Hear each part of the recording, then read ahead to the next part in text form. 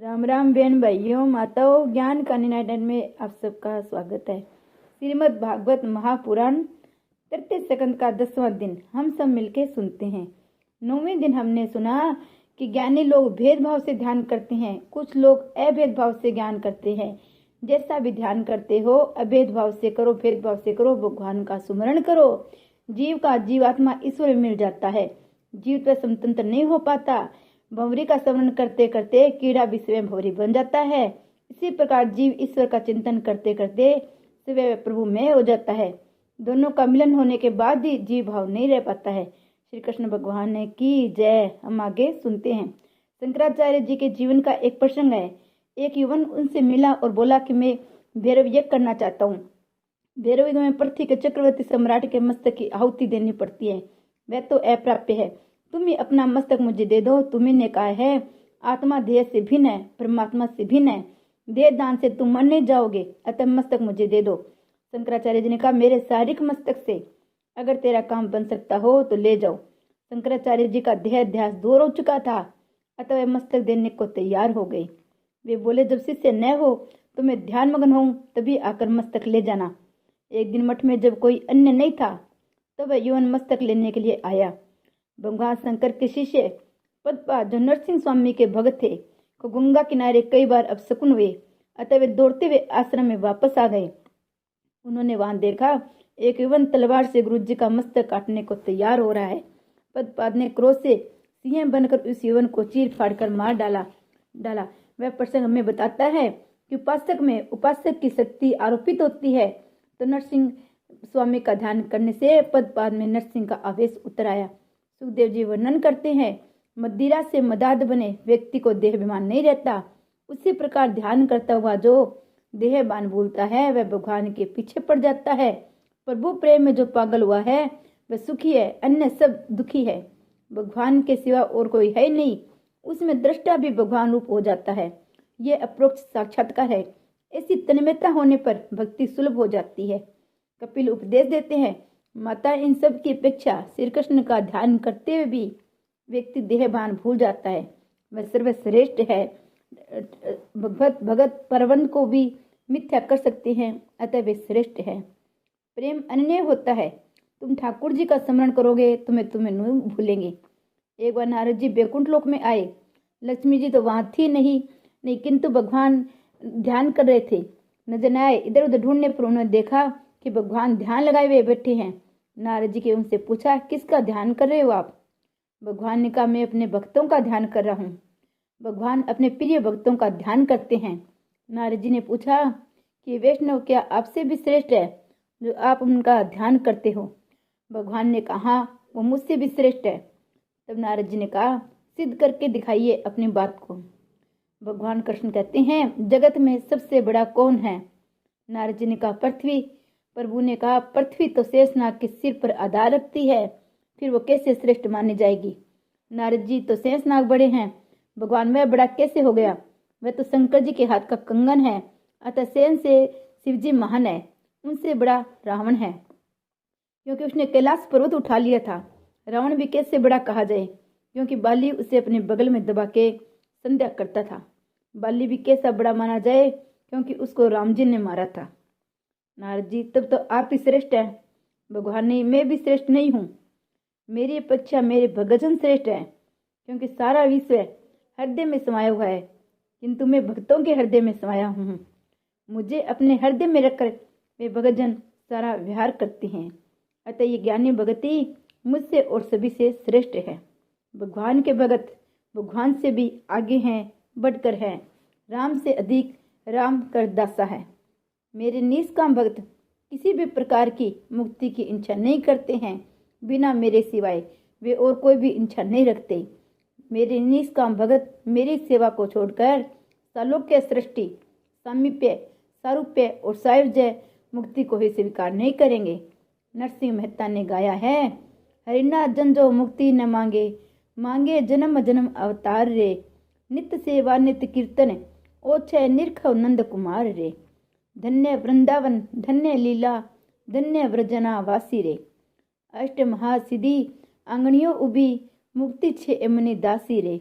भूतल भक्ति पदार्थ मोटू, ब्रह्मलोक में नाही रे। अर्थात हरिजन मुक्ति नहीं, जन्म जन्म में अवतार चाहते हैं, जिससे प्रभु की नित्य सेवा कीर्तन उत्सव करके नंद कुमार का दर्शन किया जा सके। वृंदावन धन्य है, लीला धन्य है, और वे ब्रजवासी भी धन्य हैं, जिनके आंगन में अष्ट महासिद्धि खड़ी है और मुक्ति जिनकी दासी है। ब्रह्मलोक में भी जो प्राप्ति नहीं हो सकता, ऐसा श्रेष्ठ पदार्थ भक्ति केवल पृथ्वी पर ही प्राप्त है। मेरे भक्तजन मेरे प्रेम रूपी अपाकृत स्वीकार वो प्राप्त करते हैं, जबकि देह गेह में आसक्त पुरुष अधोगति पाते हैं। कपिल जी कहते हैं, माता और मैं क्या कहूँ, ईश्वर से विभक्त हुआ जीव कभी सुखी नहीं रह सकता। वृद्धावस्था में ये शरीर तो जर्जर होता है, किंतु मन और बुद्धि जवान ही रह जाती हैं। यौवन में जिनका उपभोग किया हो, उन सुखों को बार बार चिंतन करता रहता है। तय भगवान का चिंतन न हो सके तो कोई हर्ज नहीं, किंतु सांसारिक विषयों का चिंतन तो कभी मत करो। वृद्धावस्था में दुख सहना पड़ता है, सेवा कोई नहीं करता है। यदि तुम अपने माता पिता की सेवा करोगे तो तुम्हारी वृद्धावस्था में तुम्हारी संतानें तुम्हारी सेवा करेगी। माता पिता, गुरु, अतिथि और सूर्य, ये चार इन संसार के प्रत्यक्ष देव है, उनकी सेवा करो। मनुष्य के पास वृद्धावस्था में धन नहीं होगा तो उसकी दशा कुत्ते जैसी होगी। गृहपाल इवारण, वृद्धावस्था में दुखी होने पर भी ममता नहीं छूटती है। औरों को सुखी करोगे तो सुखी होगे। वृद्धावस्था में शरीर के दुर्बल हो जाने पर सत्संग और भजन करने से मन और जीव युवा होंगे। ये वृद्धावस्था में ये जीव बड़ी सताती है। पाचन शक्ति के ठीक न होने पर भी बार बार खाने की इच्छा होती है। शरीर ठीक रहे तब तक बाजी हाथ में है। मैं इतने में प्रभु को प्रश्न करोगे तो बेड़ा पार हो जाएगा। बूढ़ा खटिया पर पड़ा है, मत शुद्धि भी सेज पर ही करनी पड़ती है। कुछ पापी लोग को इस लोक में नरक यातना भोगनी पड़ती है। मृत्यु के 6 मास पहले यमदूत का स्वरूप का दर्शन होता है। अति पापी को वृद्धावस्था में यमदूत दिखाई देते हैं। जिनके लिए पानी की तरह पैसे बहाए, वे ही लोग उस मरण के किनारे पहुंचे वे बूढ़े के मरण की बेसब्री से राहत देखते हैं। मरते मरते हमें कुछ देता जाएगा, ऐसा सोचकर ही आपतवर्ग उसकी सेवा करते हैं। सभी स्वार्थी रिश्तेदार आ पहुंचते हैं। रिश्तेदारों को भागवत ने लोमड़ी कुत्तों सा कहा है। पुत्रियां भी बड़ी लालची होती है। पिता की बीमारी की खबर सुनते ही दौड़कर आती है, पिताजी मैं आपकी मणि मुझे नहीं पहचानता। किंतु मणि बहन कुछ भी उजाला दे नहीं सकी।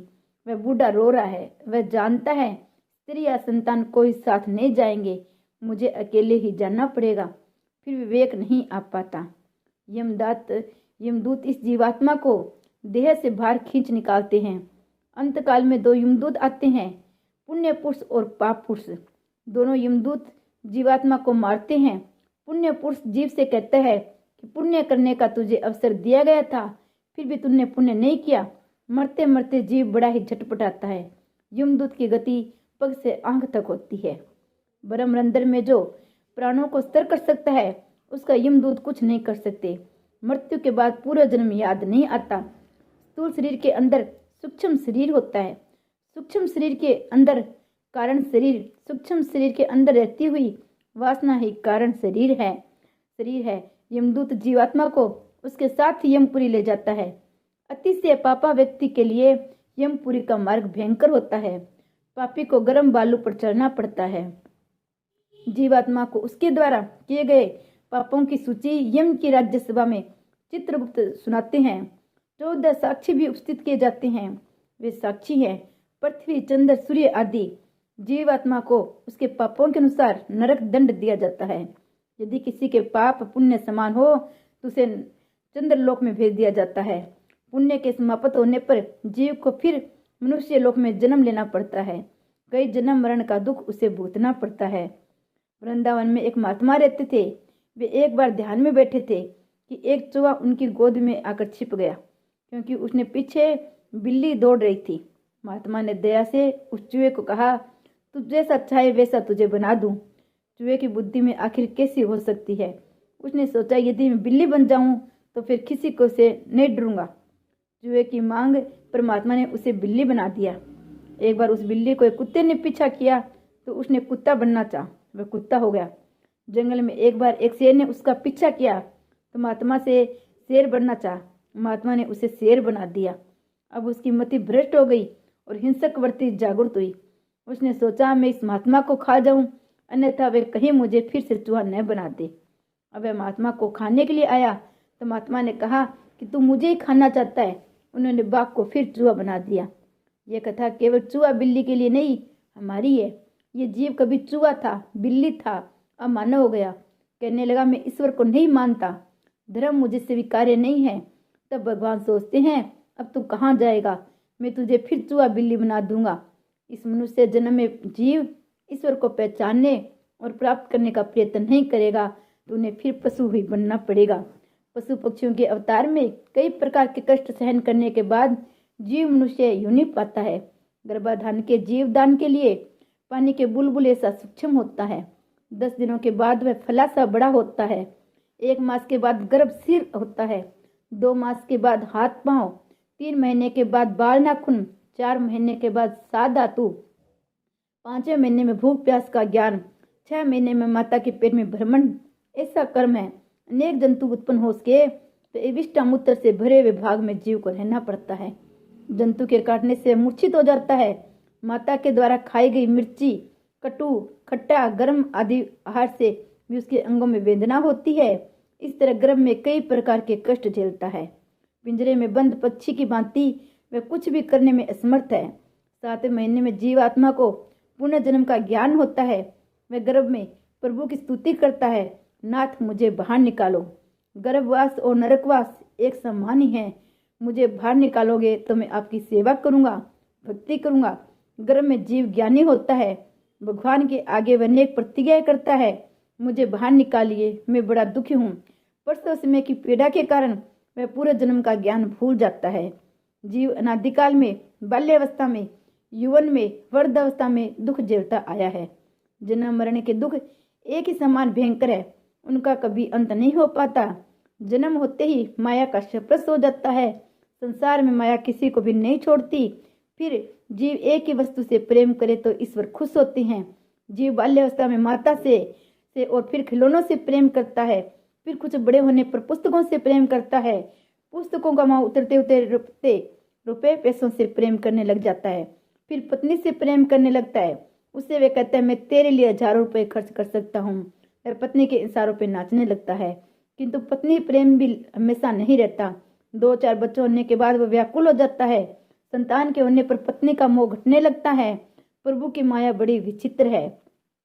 विवाहिता भी पछताती है और अविवाहिता भी पछताती है। अनेक जन्मों में ये जीव इसी तरह भटकता आया है। अतः कपिल भगवान कहते हैं, माता अब भी तुम्हें कब तक भटकना है। अपने मन को संसार के विषयों में से हटाकर प्रभु में स्थित करो। परमात्मा के चरणों का आश्रय ग्रहण करके जन्म जन्म के चक्कर से जो मुक्त हुआ है उसी का जीवन सफल हुआ है, ऐसा मानो। माता का उपदेश देकर कपिल भगवान वहां से चलने लगे। माता जी से आज्ञा मांग ली जाने के लिए कपिल भगवान कलकत्ता के समीप संगम तीर्थ पर आए हैं। आज उनके वहां दर्शन होते हैं। समुद्र ने कपिल नारायण का स्वागत किया है। माता देवहूति सरस्वती के किनारे जा विराजी, स्नान करती है, ध्यान करती है, अतः मन की शुद्धि होती है। मन को नारायण का चिंतन करते करते मुक्ति मिल गई। उन्हें सिद्धि मिलने के लिए कारण उस गांव का नाम सिद्धपुर पड़ा। देवहूति के उद्धार का कारण उसका दूसरा नाम मात्र गया भी पड़ा। इस कपिल गीता को सुनने से श्रोता वक्ताओं के अनेक पाप नष्ट हो जाते हैं। अनेक प्रकार के कर्म, यज्ञ, दान, तप, वेद ध्यान, वेद विचार, मन इंद्रियों का संयम, कर्म त्याग, अनेक प्रकारों का योगाभ्यास, भक्ति योग, प्रवृत्ति मार्ग, निवृत्ति मार्ग और सकाम निष्काम धर्म, आम तत्व और ज्ञान, दृढ़ वैराग्य, सभी साधनों से सगुण निर्गुण रूप परमात्मा की प्राप्ति की जाती है। इन सभी मार्गों से प्राप्त करने का तत्व तो एक ही है, परमात्मा। हरे राम राम राम हरे हरे, हरे कृष्ण कृष्ण कृष्ण हरे हरे। श्री कृष्ण भगवान की जय। आज के अध्याय में हमने कपिल गीता सुनी। कपिल भगवान अपनी माता को ये उपदेश देते हैं कि दुनिया के अंदर कुछ नहीं है, भगवान का ध्यान करोगे तो सब कुछ पाओगे। श्री कृष्ण भगवान की जय।